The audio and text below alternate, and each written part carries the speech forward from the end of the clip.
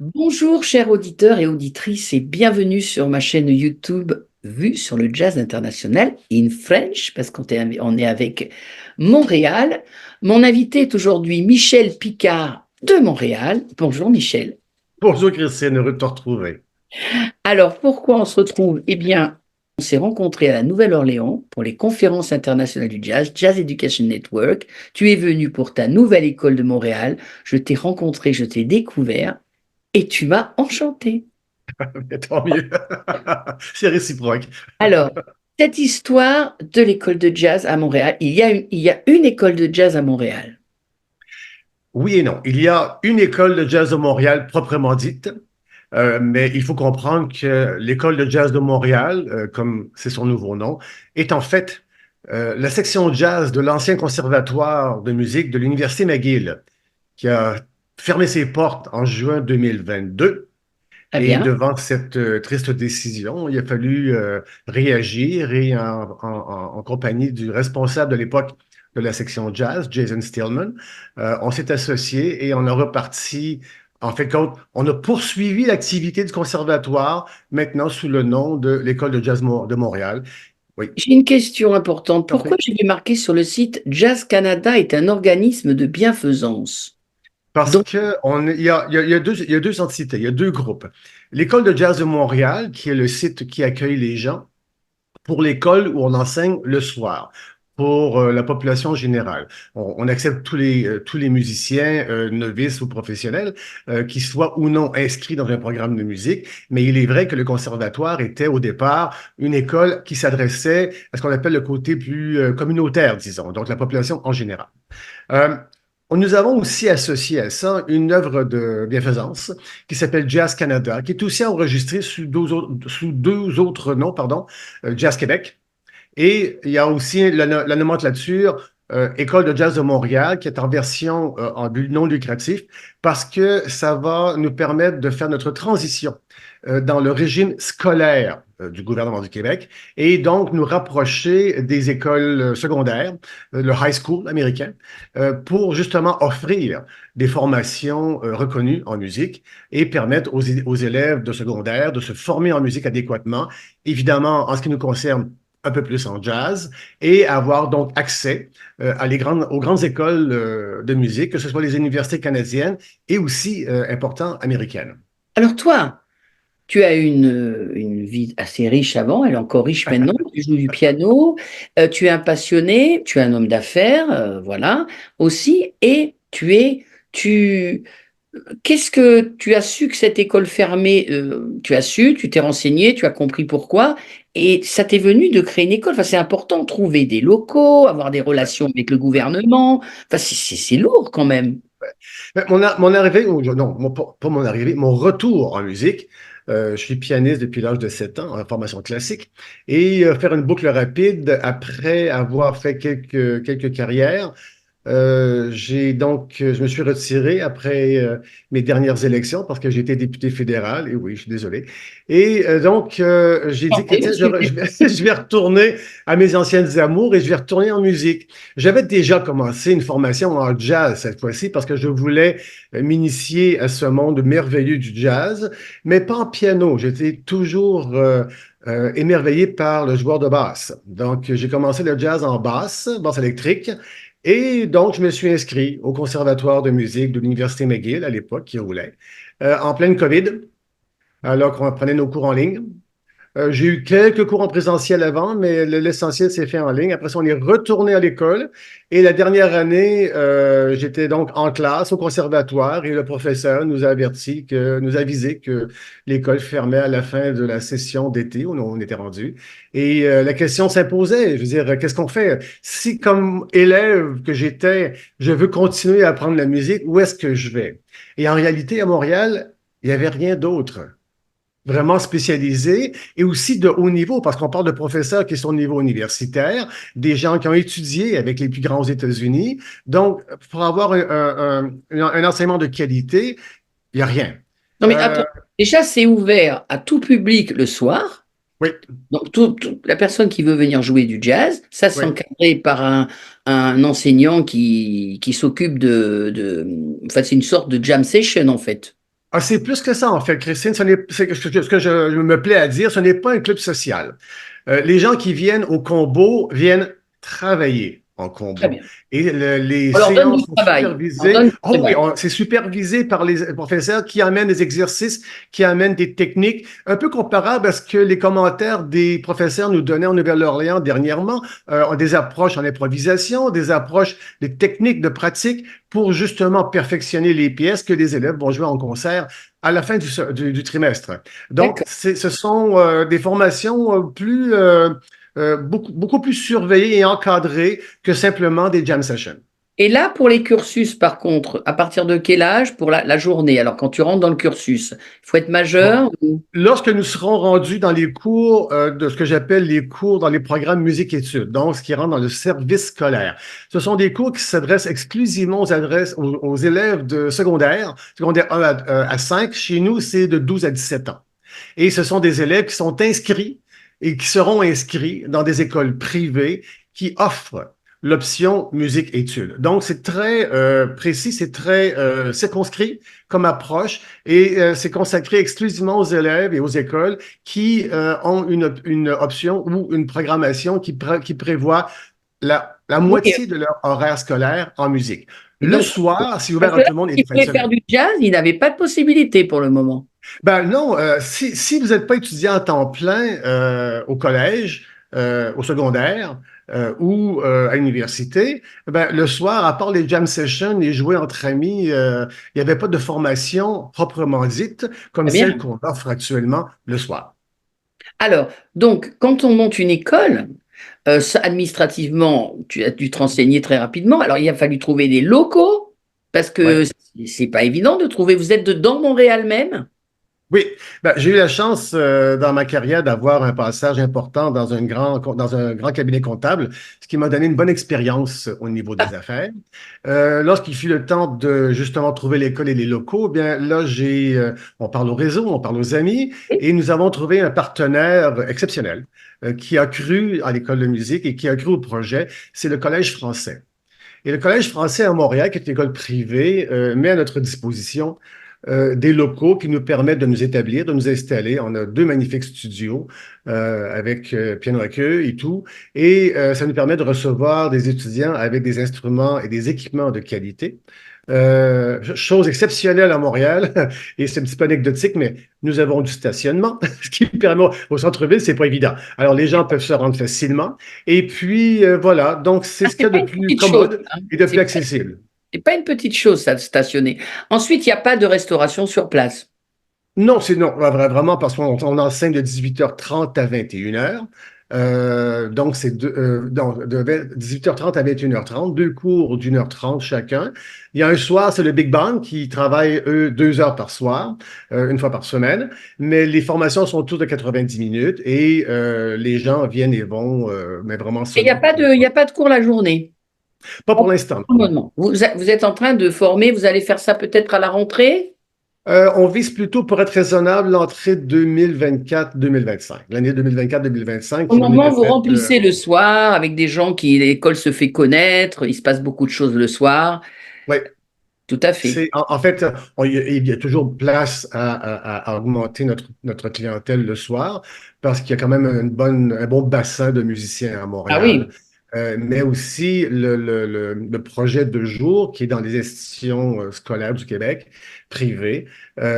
C'est aussi un projet immense en soi et donc un petit peu séparé. Et c'est pour ça qu'on se donne un peu de temps pour bien se préparer et bien essayer. On a pas mal tout ce qu'il faut. Le curriculum est monté, la structure de financement est montée, les locaux, on les a. C'est une question de temps et de se faire connaître avec les autres écoles, d'établir les bonnes ententes. Et ça, c'est déjà aussi entamé. Parce que, en fait, moi, je t'ai rencontré donc au Jazz Education Network. Donc là, Ouais. comment tu as été au courant des Gen? Tu connaissais avant ou... Ben, dans le processus de notre curriculum qu'on va appeler scolaire, c'est-à-dire école secondaire, dans notre processus de transition, nous allons monter un curriculum qui vise à préparer les élèves à auditionner tout de suite aux universités, notamment américaines. Au Québec, petite parenthèse, il y a ce qu'on appelle le cégep. Il y a 2 ans entre l'école secondaire et l'université, qui n'existe pas en Ontario et ailleurs au Canada, qui n'existe pas aux États-Unis. Donc, les élèves, potentiellement, pourraient quitter le secondaire avec une bonne formation et Oui. auditionner et entrer dans les universités canadiennes ou américaines. Et pour ce faire, nous devons avoir un cursus qui est à la hauteur des exigences des universités qui donc définissent les critères d'audition. Alors pour ce faire, on a discuté et on discute toujours, on travaille en équipe avec l'université Berkeley à Boston. Et Berkeley nous aide à adapter notre curriculum parce que, en toute honnêteté, la qualité des professeurs que nous avons donne une formation de très haut niveau, mais on va adapter au niveau académique. Pour être bien certain qu'on tombe dans les standards de ces plus grandes universités-là, que ce soit Berkeley, Juilliard, Miami ou peu importe. Et donc, le fait de s'assurer d'avoir un curriculum qui est adapté à ce niveau-là permet aux élèves dès secondaire 4, qui est la 4e année de secondaire, d'être prêt à auditionner et avoir accès à ces universités-là. Donc, Berkeley, dans le travail d'équipe qu'on fait, nous a dit, écoutez, je pense qu'il serait essentiel à ce stade-ci, en tant qu'éducateur de jazz, déjà communautaire, mais aussi à venir au niveau scolaire, de faire partie de la belle famille Et du oui, une réseau vingtaine de d'éducateurs de pays, jazz. une C'est vingtaine de ça. pays, une école à Extraordinaire. Montréal. Voilà. Quel bel événement et quelle belle famille qu'on a rencontrée, y compris les Français, mais aussi, mais aussi de voir la qualité de ce qu'on nous a offert. Et ce réseau-là vient de nous relancer en termes de motivation, en termes d'enthousiasme, en termes aussi de Bah, ça nous comment permet former nos initiatives. ça nous permet de, nous on est Gen France, mais il y a plein de Gen. Cette année, il y avait l'Islande. Ça nous permet de rester en connexion. Alors, c'est sûr que là, il y a beaucoup d'écoles d'université. Nous, on est Ouais. plutôt dans la programmation d'artistes et en enseignement privé. Mais vous, école, université, c'est vrai que ça met en relation. Il y avait des gens de Paris aussi. Je ne sais pas si tu les as vus. J'ai rencontré, ben, j'ai eu l'occasion de faire un tour dans la ville Lumière au mois de décembre, qui m'a permis de rencontrer les élèves de l'école IMEP Hmm. et qui était un peu le premier indicateur où j'ai vu justement que cette école était dans le réseau global de Berkeley. Alors, j'étais curieux de savoir comment ils ont fait leur coup. Alors, je les ai rencontrés, parlé aux élèves, comment ça fonctionnait. À ma grande surprise, de s'apercevoir qu'on fait probablement déjà ce qu'il faut faire pour faire partie de l'organisation. Maintenant, on va juste s'ajuster pour être certain qu'on est vraiment sur la même ligne. Mais ça a été la première rencontre que j'ai faite. J'ai rencontré Berkeley par la suite. Et puis, de fil en aiguille, voyez-vous, Berkeley, il y a aussi une organisation importante qu'il faut nommer ici au Canada, parce que c'est international, ce sont les jeunesses musicales. Jeunesse musicale Canada fait partie de la grande famille de jeunesse musicale internationale. Et cette organisation-là, tu parlais tout à l'heure justement de performance sur scène et d'artistes et de gestion d'artistes. Bien, les élèves qui sont envers la terminale au secondaire pourront être pris en charge une fois qu'ils auront un petit groupe de montée et on va les aider à organiser leur présentation. Et Jeunesse musicale est une organisation qui permet de prendre un groupe de musiciens et les encadrer pour faire des tournées. Donc, une expérience de terrain extraordinaire, financée par le gouvernement. Ça aide beaucoup parce que la culture, malheureusement, on est tributaire des deniers publics. Et donc, voyez-vous, on a une structure qui est adaptée à celle de Berkeley pour l'audition aux grandes universités. On a un rapprochement fait avec Jeunesse musicale pour encadrer les jeunes le plus tôt possible pour donner l'expérience de scène. Et on a une formation, je pense, de niveau hautement universitaire. Moi, j'ai juste hâte de commencer. Eh bien, alors voilà, c'est vrai que par le biais des Gen, nous on avait contacté, on était allé à Cincinnati dans le Kentucky, on avait reçu l'université pendant, je crois, 3 semaines, Northern Kentucky University, et c'était formidable. Donc il y avait eu des bourses pour ça, enfin il y avait eu des aides, les professeurs étaient payés, les élèves étaient encadrés, on les avait fait jouer, on avait fait des masterclass. Excellent. D'organiser jam session. Parce que c'est vrai que après là, il faut aussi d'autres contacts. C'est très, comment dire, c'est très générateur pour les Oui, étudiants de savoir qu'ils peuvent aussi sortir du pays et voir d'autres cultures. Et, effectivement. et voilà quoi. Donc ça c'est vraiment bien. Donc c'est beaucoup de travail pour toi parce que en fait à l'administration, il y a que toi ou tu te fais aider quand même. On a divisé nos tâches en deux, Jason et moi. Jason s'occupe de l'opérationnel académique, c'est-à-dire les directeurs artistiques, donc les auditions, gestion des cours, gestion des programmes, gestion des professeurs. Lorsque le cours est commencé, c'est Jason qui est en commande.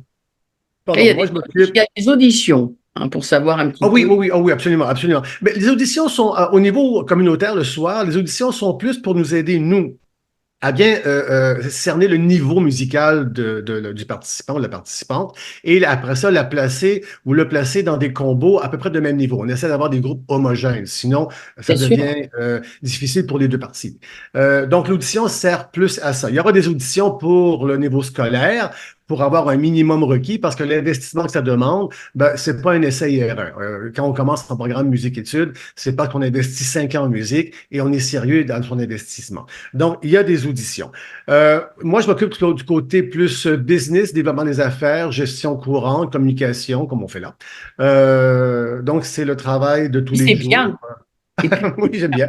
Mais c'est du travail de tous les jours parce qu'il y a toujours un dossier à régler, il y a toujours une communication à faire, des échanges à développer, que ce soit la comptabilité, que ce ça soit te des prend affaires beaucoup de temps. juridiques. Ça te prend beaucoup de Oh, je temps. suis à temps plein là-dedans. Je suis à temps plein là-dedans. Dis-moi, alors figure-toi que le long de mes rencontres et de mes interviews, hier j'étais avec une amie que tu connais bien et qui elle aussi promouvoit des artistes et organise des stages, des masterclass et des campus qui s'appelle Judith Humanick. Oui, Elle oui, est oui, oui. d'Ottawa, Oui, Jazzwork. Quel beau groupe, quelle Asperg. organisation avec leur séminaire d'été à Judith Camac. C'est Humanick. vraiment une belle semaine. Donc elle était à New York là, j'ai lu hier soir, et donc elle me dit, mais je connais très bien l'école de Montréal, je connais très bien Michel Picard, nous sommes déjà en relation. Oui, c'est vrai, Alors qu'est-ce c'est que vrai. vous faites? Alors c'est quoi comme genre de relation? Donc tu l'as connu comment, Judith? Qu'est-ce que Ben, vous... nos élèves participaient déjà aux semaines au camp d'été de Camac. Ah ben Camac, voilà. c'est l'endroit où ça se passe. Et un des élèves est sur le board de Jazzwork. Et donc, nous avons mis en relation, on a discuté. Et ce qui est extraordinaire, c'est que nous avons deux organisations qui sont extrêmement complémentaires et surtout pas en compétition. Eux font des séminaires d'été, nous on fait la formation à l'année. Et là-dessus, ça nous permet d'envoyer des élèves là-bas. Et lorsqu'on se présente là-bas l'été, on peut peut-être inviter des élèves à venir s'inscrire chez nous. Donc, il y a une belle complémentarité entre les deux Vraiment chouette, hein. organisations. Et, oh, absolument. Qui est un peu l'image des réseaux qu'on voit en jazz, que ce soit Jazzwork et nous, que ce soit nous chez Jen, ben, vous et moi, Christine, on sommes la preuve de la flexibilité de la famille du jazz. Et puis, donc, Jazzwork fait partie de cette autre initiative de réseautage qui nous permet C'est de bien parce croître. que quand on va venir en septembre, parce qu'on vient Ben, j'espère. régulièrement, on va aller, Jane France va aller voir eh bien, cette école magnifique de jazz. Alors, cette école, alors, donc déjà, il y a un site, donc Oui. c'est École du Jazz de Montréal, c'est ça? Jazz, c'est jazzmontréal.ca, c'est Jazzmtl pour Montréal. Donc, jazzmtl.ca. Ok, donc ça, c'est à 162 Fairmont Ouest à Montréal, Oui. donc c'est dans le centre-ville. En plein centre-ville, sur ce qu'on appelle le plateau chez nous à Montréal, donc en Ah plein oui, le centre-ville. plateau, d'accord. Oui. Donc en fait, est-ce que par exemple, alors oui, donc comme c'est des cours du soir, mais par exemple, après quand vous allez ouvrir les cursus à l'année, enfin voilà, vraiment en formation, des gens en formation avec les écoles, c'est-à-dire comme nous aussi, comme ici on fait un bac musique, c'est-à-dire qu'il Oui. y a 10 heures de musique ou 12 par semaine, Oui. vous pourrez recevoir des gens d'une autre nationalité Absolument. du pays. L'école, oh, absolument. L'école est ouverte à tous les étudiants qui veulent venir s'inscrire en musique et participer Alors, aux une formations. petite question pour une Française comme moi, Oui. et puis le Québec aussi et Montréal, mais quand même, bon, on est entre deux cultures de langue. Français-anglais, tout le monde doit parler anglais, on parle français, ça marche comment? Ma réponse classique, c'est de dire, nous, on parle musique.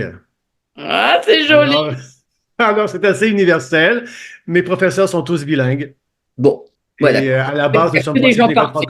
C'est une école francophone à la base, mais je vais C'est vous bien dire, tout le aussi monde. pour, c'est bien aussi pour la langue française, parce que des gens qui viennent, par exemple, de Toronto, ils Ouais. parlent anglais, mais ils entendent aussi parler français, et c'est bien, ça fait un melting pot intéressant.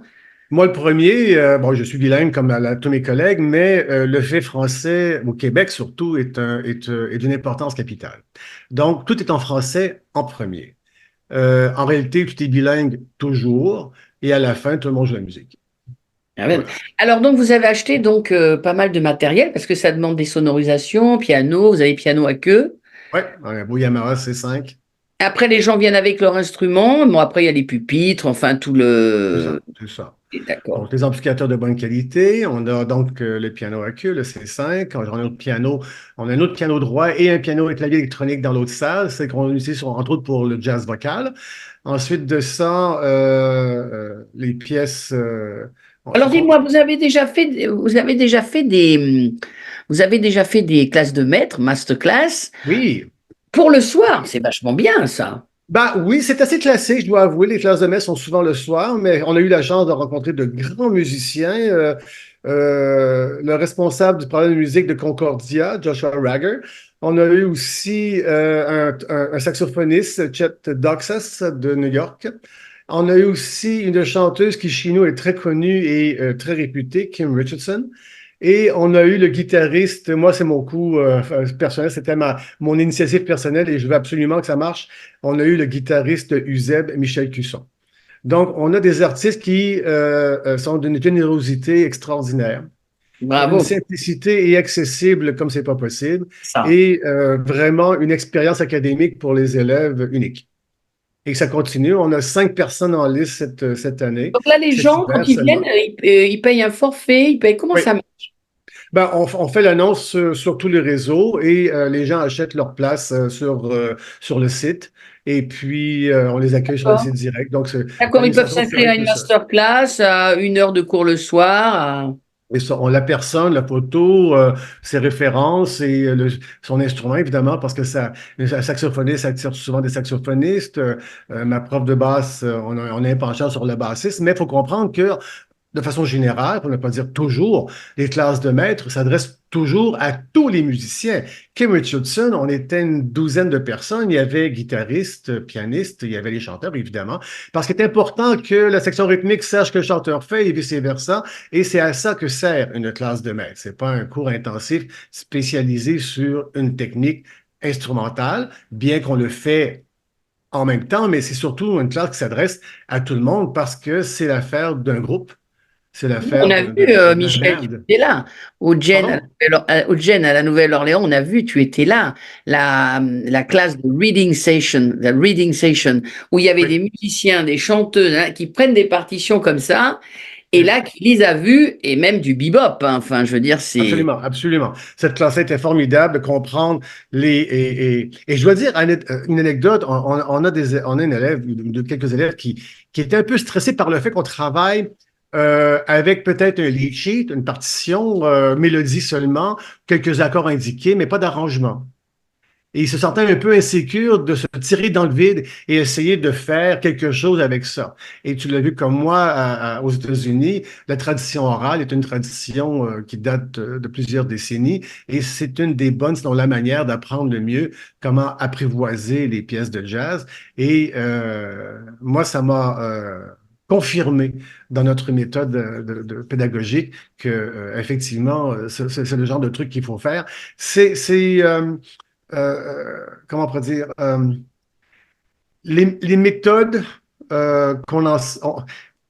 ce qui m'étonne et ce qui me rassure, c'est de voir que peu importe où on va, en France, aux États-Unis ou ailleurs, j'ai eu des masterclass en ligne, j'ai eu des masterclass en présentiel, les mêmes conseils reviennent, les mêmes techniques reviennent avec une petite twist, mais on voit à quel point le langage jazz est universel, l'approche est universelle, elle évolue, elle se transforme au fil des ans, mais va chercher toujours les mêmes bases.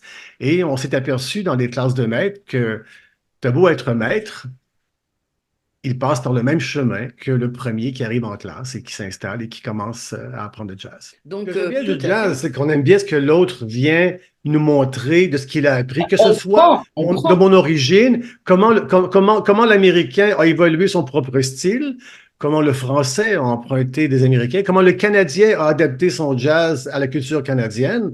Euh, Comment peut-on éviter Michel Legrand? Comment peut-on éviter Claude Bolling en jazz? Et il n'y a pas plus français, il n'y a pas plus international À que Michel ces Legrand, musiciens-là. ben oui, hein, ben Ouais, c'est ça. je suis Donc, d'accord. c'est le genre de truc que le jazz nous permet de faire. À Et Montréal, il y a des écoles de musique, mais là, c'est oui, vraiment une école de jazz. oui, absolument, et consacré au jazz purement.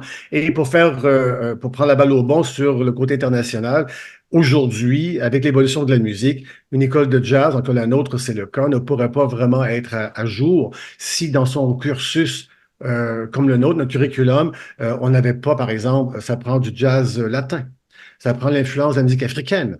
J'ai même des cours de danse et des cours de percussion dans mon curriculum secondaire parce que la musique exige d'ouvrir ses œillères sur d'autres choses et comment mon professeur de trombone, mon professeur de combo qui est tromboniste vient du Mali, un autre monde qui s'ajoute à notre formation parce que l'important en jazz, c'est que le professeur a vu autre chose. C'est Le ça. sujet nous amène ailleurs. J'ai Et quand à ce même. moment-là, si on fait du latin, du brésilien, c'est du jazz partout. On a vu des groupes en Nouvelle-Orléans qui nous amenaient complètement ailleurs. Et c'est la beauté du jazz. Donc, l'école de jazz, et nous, on en fait une fierté dans notre curriculum, c'est qu'on amène ces ouvertures vers le monde pour justement diversifier notre pédagogie et donner le meilleur bagage possible à nos élèves. Ce qu'on aussi, on inculque un peu le soir, bien qu'on a un petit peu moins de temps en termes d'horaire, mais on le fait quand même. Alors, c'est très innovant parce que souvent on dit chante-le, joue-le. Alors, chez vous, on dit Ah aussi oui. danse-le, joue-le. Mais J'ai comment monté jouer du jazz si on l'information ne le et sent puis. pas? Et tu le disais au début, avant qu'on parte en ondes, tu le disais, il faut sentir ce qu'on joue. Il faut Non, sentir ce qu'on joue. Et il y a deux façons de le sentir en percussion, parce qu'on ressent la vibration, le rythme, mais aussi la danse. Et là-dessus, personnellement, moi, j'ai enseigné la danse pendant plusieurs années et le feeling de la musique fait en sorte que on dit, bon, on part en latin. Hier, justement, j'étais à la formation à l'école et puis on diversifie la programmation pour le concert en vue de la fin du trimestre. Mais ça nous prend au moins une pièce latine. Ben, si tu n'as pas une idée, c'est quoi une samba, une rumba ou une salsa, ça va être un peu plus long. Alors, quand on est jeune, l'éponge n'est pas encore sec, donc on peut absorber beaucoup de choses. On leur enseigne la danse, on leur enseigne la percussion, le chant, tout le monde, le chant. J'ai vu à Jen, en Nouvelle-Orléans, des saxophonistes avec une voix Tout le monde extraordinaire. chante. Tout le monde. Absolument. Donc, c'est vraiment l'harmonie, le rythme, c'est l'émotion, c'est vraiment c'est l'expression de soi dans une musique qui nous permet toute cette liberté-là avec l'improvisation qu'on connaît. Ben, c'est là où notre curriculum nous est rendu, en tout cas. Et pour beaucoup, beaucoup de gens amateurs, même qui jouent très très bien, c'est très libérateur, c'est même une sorte de thérapie, c'est un exutoire. Absolument, absolument. Je m'en Un sers exutoire. personnellement, selon l'état d'esprit, selon l'humeur, la musique va être de mise parce que il y a un rôle à jouer. Bon, je vois que tu es à fond. Des fois, je me dis, est-ce qu'on est tous à fond? Oui, on est tous à fond. C'est Oh vrai que le oui. fait de revenir de la Nouvelle-Orléans, ça nous recharge en batterie, en énergie, parce que c'est grandiose, parce que avoir les jams et puis avoir les conférences et puis avoir le French Quarter à côté, c'est quand même quelque chose.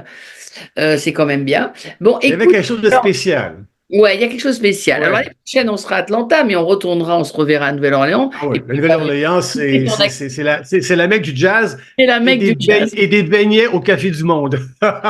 Écoute, voilà, mais j'étais ravie de t'interviewer. C'était Michel Picard de l'école de Montréal qui est en train de se former. Il y a déjà beaucoup de musique le soir. Ça va arriver en journée. Beaucoup de connexions outre-Atlantique aussi. Ben, voilà, on en est la preuve. Je me permettrai de te réinterviewer quand l'école sera vraiment lancée. Et puis surtout, en fait, moi, maintenant, en fait, je vibre en me disant peut-être que dans pas très longtemps, j'aurai peut-être un petit combo qui viendra de l'école de Montréal se produire au Gen. Ce serait un immense plaisir d'aller jouer à Annecy dans ce merveilleux décor au Ah, bord mais de la montagne. Annecy, c'est possible. Non, mais au Gen à Oh, Nouvelle-Orléans. Jen aussi. Absolument, Ah absolument. Ouais, non, mais ça, Annecy, on va faire un truc. Ah, mais on va faire un. donne-moi quelques semaines encore. Déjà, tu vas venir nous visiter. Je Absolument. t'embrasse très fort. Je vais te Moi faire une aussi. mise hors antenne. Voilà. Et merci beaucoup pour ta disponibilité. Merci. Merci beaucoup et à très bientôt. Merci.